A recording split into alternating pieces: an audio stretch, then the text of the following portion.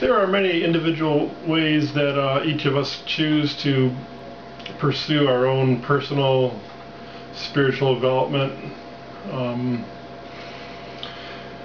advancement, expansion of our awareness. For me, at a fairly young age, I rejected organized religion for the most part. I've for decades been interested in out-of-the-body experiences. I studied a little bit about astral projection, a lot about soul travel, with fairly limited success. I do still practice a lot of the techniques, and I'll be getting into some of those as far as expansion. I don't know how else to say that, but that's for a later subject. Anyway, little luck with most of that. So in the last several years I've been coming back to pursuing lucid dreaming, and really I probably won't do too many videos on it, even though it is the main focus of mine right now for this kind of development. The reason I won't do too many videos is the different techniques, families of techniques. I really haven't had that much success with them. It takes a lot of work, and I'm not stopping efforts on that. There's just so much out there, other people who can be a better guide for you on that, on YouTube, sites such as Dream Views and other very good sites. There's, like I said, there's hosts of there's all kinds of techniques, and lots of acronyms that'll trip you up. WILD, W-I-L-D, D-I-L-D, which means, first means wake-induced lucid dreaming, dream-induced lucid dreaming, wake and then back to bed, W, whatever.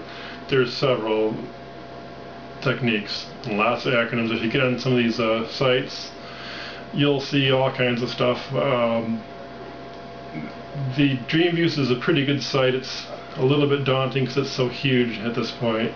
There's so many users you really can't read the whole thing. It does have a fairly good tutorial and some glossary type stuff, so you can look up all these acronyms, see what people are talking about. It takes a little bit of getting into to be able to read some of the forums, because people like to use these acronyms so much it gets kind of burdensome. One author who's done a whole lot of work in lucid dreaming, written several books, Stephen LaBerge, PhD. This is one of his, probably his first book. It's not very good. It's very cumbersome. He did some later books that are quite a bit better than this one. But that's one thing you might consider if you're really serious into it. Of course, dream journaling is essential to lucid dreaming, in that it helps you recall markedly. Even though I'm kind of a hypocrite, I haven't really been doing it for a few years. The 4 or 5 years I did do it sporadically, really helped my dream recall, and it does a lot for you in a lot of different ways. It's kind of amazing, just writing your dreams down. Write down a few little notes, or use a voice recorder, and then come back later when in the evening or something, when you're more awake, and you can look at those little things you put down and recall the whole dream, and then write something more, either in printed or type into your computer or whatever you're going to do. I've favorited on my site a few of the people I've found helpful, or at least probably pretty good sources for you to look at on YouTube anyway. Reese Jones has done tons of stuff on the subject. NeuroSoup's done quite a bit.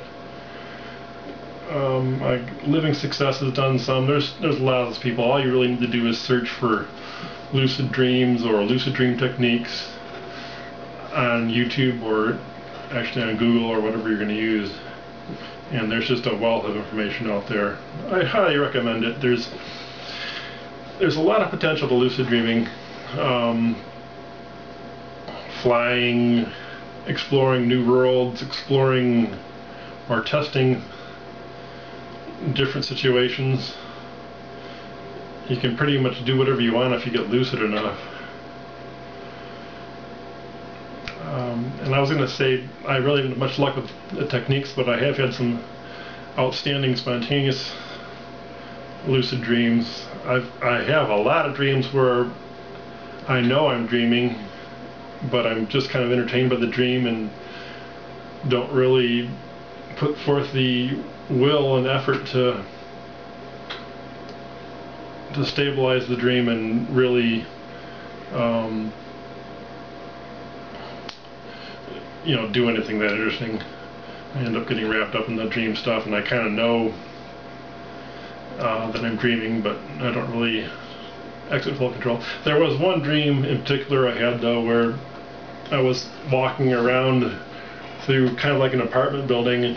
I was kind of like in a closed hallway or something. It was under construction or storage, and there was like neoprene plastic hanging, you know, and sectioning off this like area, and there was this junk stored in there, including this big huge pump. I took it to be some kind of huge water pump or something, a dome top. And the thing that was remarkable about this dream was just the stability of it all. I went to one like section or room, and then I went around the divider and looked at this other area, and I went back to where I had been, and everything was the same. It didn't change, and that's like for dreams. If you've done this at all, you know how unstable dreams are. You read something once and you read it again, it's totally different. Or you turn around here and go back to where you thought you were, and it's totally different. This wasn't like that. It was just totally rock solid stable, and I was very conscious of everything. I was testing things out. I haven't had too many experiences like that. It was almost kind of eerie. It was so real. Everything was just so real. You know, like I said, it was kind of like a storage area in like an apartment building, or an area that was under construction or renovation and being used for temporary storage. So, like at one point I saw a fiber rope, sisal or hemp or something like that, and I plucked a piece of fiber out of it and gnashed it in my teeth. I could feel it. I mean, it was just so real. And this big pump I mentioned earlier had kind of like flaked paint on it, and I think it was either red or green, and I tried to turn the color of it, and I couldn't. It was like everything was just so rock stable. And I tried for quite a while to change the color from red to green, or vice versa, I'm not really sure anymore. And for a second I got it to flash just a little bit, but it flashed right back to the color it started with. And there's really nothing, I want to say there's nothing that would really prompt this dream. I don't know, it was a very unusual situation. Very, very, very rock solid. Most of my dreams are really flighty. Things are constantly changing. I'm doing one thing and my surroundings change, you know, constantly. But this was just rock solid. And unfortunately I haven't had too many more dreams like that. That's the kind of thing I'm trying to pursue. And I will be delving more into the classic techniques. Like I said, I probably won't be teaching too much on the techniques because I haven't had personal luck at this point with them. But I'm certainly pursuing them. And there's just so much out there for you to look at in terms of even on YouTube. So another quick postscript on some of the plethora of stuff there is available on the internet.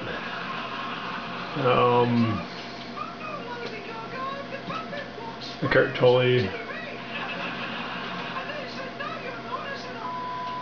Me uploading my video.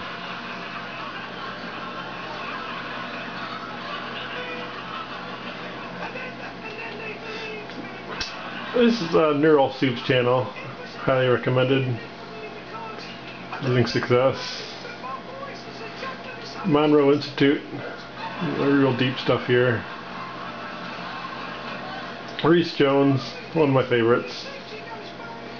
One little postscript I wanted to add to the discussion is that you've probably been doing some lucid dreaming already on your own, even if you don't realize it to some degree. When you're a child, you tend to have nightmares.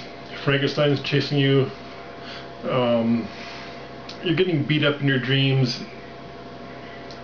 And when you get older, that stops. And it stops because at some point you've had enough of it. And you consciously react in your dream. And you're just not going to have it anymore. So that's actually a degree of lucidity right there. You've changed the course of your dream. You've realized you've done this before. You realize that you don't want to do it again. I know that happened to me at a fairly early age. I think it happens to most everybody. Unless you're an adult, you're still having nightmares. More than very occasionally. So it's something that's kind of natural in a way. It's just a matter of amplifying it, getting more and more control. That's a postscript.